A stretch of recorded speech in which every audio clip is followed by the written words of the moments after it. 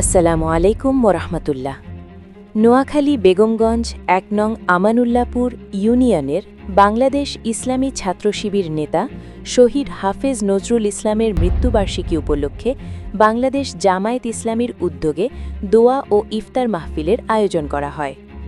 ৩ March মঙ্গলবার বিকেলে আমানুল্লাপুর সরকারি প্রাথমিক বিদ্যালয়ের মাঠে শহীদ হাফেজ নজরুল ইসলামের ষষ্ঠ শাহাদাত বার্ষিকী উপলক্ষে আলোচনা সভা এবং ইফতার মাহফিল অনুষ্ঠিত হয়।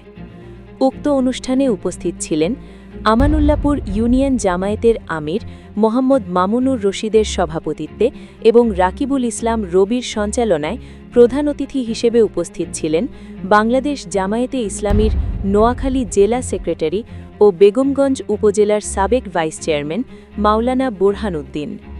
অনুষ্ঠানে বিশেষ অতিথি হিসেবে উপস্থিত ছিলেন বেগমগঞ্জ উপজেলা জামায়াতের আমির মাওলানা আবু জায়েদ, বাংলাদেশ ইসলামী ছাত্র শিবির নোয়াখালী জেলা উত্তর সভাপতি মুজাহিদুল ইসলাম, বাংলাদেশ ইসলামী ছাত্র শিবির বেগমগঞ্জ পশ্চিম শাখার সভাপতি মোহাম্মদ ওসমান গনি, বেগমগঞ্জ উপজেলা জামায়াতের শুরা সদস্য মাওলানা জসিম উদ্দিন, বাংলাদেশ জামায়াতে ইসলামী নোয়াখালী আইনজীবী শাখার সেক্রেটারি অ্যাডভোকেট জাবেদ হোসেন, ১ নং আমানুল্লাপুরের সাবেক চেয়ারম্যান আলমগীর হোসেন ও শহীদ নজরুল ইসলামের বড় ভাই মাওলানা ইসমাইল হোসেন সহ আরও স্থানীয় বাংলাদেশ জামায়াত ইসলামী ও বাংলাদেশ ইসলামী ছাত্র শিবিরের নেতাকর্মীরা।